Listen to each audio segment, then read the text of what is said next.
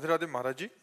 गुरुदेव, कुछ माह पहले मेरे एक सहपाठी से मित्रता हो गई थी और मैं उस व्यक्ति में आसक्त हो गई और एक दूसरे से जीवन साथी जैसे संबंध भी कोशिश हुए महाराज जी।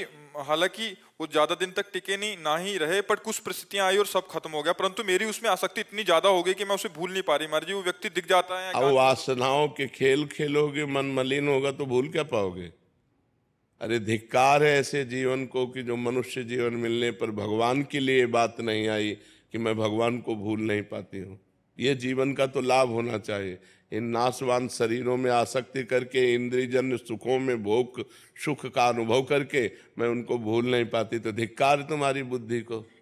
अपने जीवन को पतित करके, भ्रष्ट करके बुद्धि को मनुष्य में आसक्त कर लिया। यही तो नरक जाने का रास्ता है, और कौन सा रास्ता है।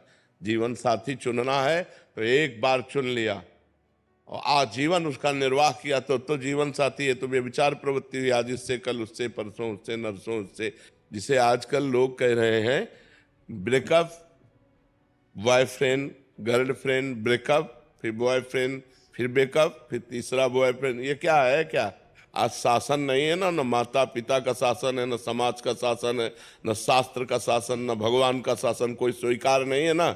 इसलिए मनमानी आचरण होते हैं। मनमानी आचरण करने का अधिकार किसने दिया तुमको? या एक बार पाणी ग्रहण किया तो आजीवन निर्वाह किया? अपने पर शासन नहीं, अपने धर्म को नहीं जानती हो, शरीर का बार बार अपवित्र होना, ये क्या है? मन शरीर में लगा हुआ है, मन अपवित्र हो रहा है, पाप का खजाना बन रहा है। नरक जाओ, नरक भोगो। ये दुर्लभ मनुष्य देह का क्या लाभ मिला? आजकल यही प्रवृत्ति चल रही, तुम्हारी बात नहीं बच्चा, ये आजकल प्रवृत्ति यही चल रही है। ये कोई मतलब नई बात नहीं, यही प्रवृत्ति चल रही है। भगवान का नाम जप करो, जो संयम से रहो। अगर स्त्री शरीर है तो किसी एक पुरुष का एक बार वरण करो, आजीवन वरण करो। छूट जाए तो ब्रह्मचर्य से रहो, आजीवन ब्रह्मचर्य रहो। ये व्यभिचार प्रवृत्ति से नरक जाने का रास्ता होता है।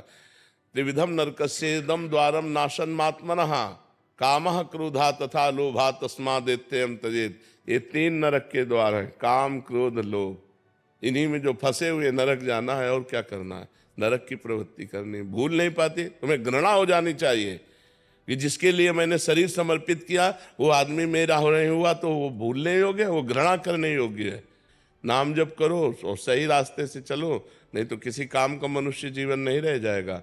हम कहते हैं दोस्ती करना पाप नहीं है, कोई भी किसी से भी दोस्ती करो, लेकिन दोस्ती गंदगी करना पाप है, बेविचार करना पाप है। ये क्यों करते हो?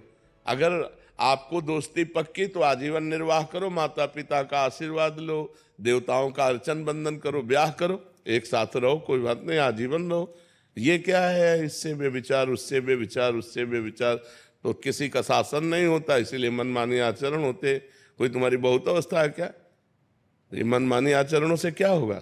अपने जीवन को खोखला करके नरक जाओ, नरक का रास्ता पुष्ट करो।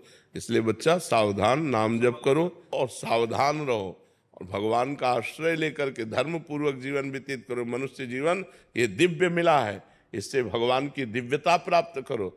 अब हम कहते हैं ठीक है गृहस्थ में जाना है, गृहस्थ में जाइए, लेकिन किसी एक पुरुष का ऐसा वर्णन करो। देखो आजकल मनमानी चल रहा है। माता पिता वर खोजते थे, पंडितों से विचार किया जाता था, बड़े धर्म पूर्वक देवी देवताओं की आराधना करके ब्याह होते थे, आजीवन निर्वाह होता था। हमने कभी नहीं सुना डिवोर्स, गांव में कभी डिवोर्स नहीं सुना हमने। ये जो व्यभिचार प्रवृत्ति शुरू ना, गर्ल फ्रेंड और बॉय फ्रेंड और लिव इन रिलेशन, यहां से शुरू हुआ है डिवोर्स। नहीं, हमने कभी डिवोर्स नहीं सुना। आजीवन निर्वाह, क्योंकि माता पिता ने किया, देवी देवताओं का पूजन करके, शास्त्र के पंडित के अनुसार अग्नि के फेरे लेकर, तब कहीं वो धर्म से चलो। इस तरह के मनमानी आचरण कोई भी मत करो, नहीं तो पछताना पड़ेगा। संसार का बड़ा विचित्र स्वरूप है, होश में चलना चाहिए। रवि प्रकाश विजय जी, राजस्थान से। महाराज जी, भगवत प्राप्ति के लिए मन की स्थिरता आवश्यक है, लेकिन मन के विचलित रहने पर मन की स्थिरता या दृढ़ता के उपाय क्या हो सकते हैं? बार बार जहां मन जाए वस्तु, व्यक्ति, स्थान, घटना, परिस्थिति में वहां से हटा करके अपने लक्ष्य में लगाना, भगवान के नाम में लगाना, रूप में लगाना, भगवान की लीलाओं के चिंतन में लगाना। या दूसरा, जहां जहां मन जाए हर वस्तु, व्यक्ति, स्थान, घटना में भगवान को देखना कि ये वस्तु में भगवान है। जब सृष्टि नहीं थी तब भगवान ही थे।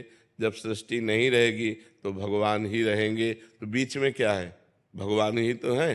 कोई ऐसी जगह नहीं, कोई ऐसा कण नहीं, कोई व्यक्ति नहीं जिसमें भगवान न हो। तो जिस वस्तु, व्यक्ति, स्थान, घटना पे मन जाए वहाँ से हटा हटा करके भगवान के नाम में लगाना, या वहाँ भगवान का दर्शन करना कि इसमें भी तो भगवान है, इसमें भी तो भगवान है। तो हर समय भगवान का चिंतन करने से मन एकाग्र होने लगता है। ये अभ्यास करत करत अभ्यास के जड़मत होत सुजान, रस्सी आवत जात ही सिल पर होत निशान। तो जब हम बार बार अभ्यास करेंगे, अतिशय रगड़ करे जो कोई, तो अनल प्रगट चंदन ते होई। चंदन से आग पैदा हो जाए यदि अतिशय रगड़ की जाए। तो जब हमारी जबान में बार बार रगड़ होगी राधा राधा राधा, या जो नाम प्रिय हो, और बार बार मन हटाकर राधा राधा राधा, तो हमारा मन एकाग्र होने लगेगा। जहाँ मन एकाग्र हुआ और भगवदानंद मिला, बस यम लब्ध्वा चापरम लाभम नामन्यते अधिकम।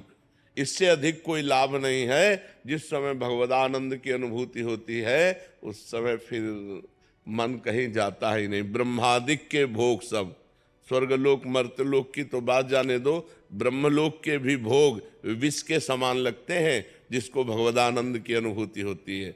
ब्रह्मादिक के भोग सब विषम लागत ताय, नारायण ब्रज चंद की लगन लगी है जाए। इसलिए खूब नाम जप करो, बार बार मन को हटा हटा करके नाम में लगाओ, तो इस अभ्यास से धीरे धीरे वश में हो जाएगा।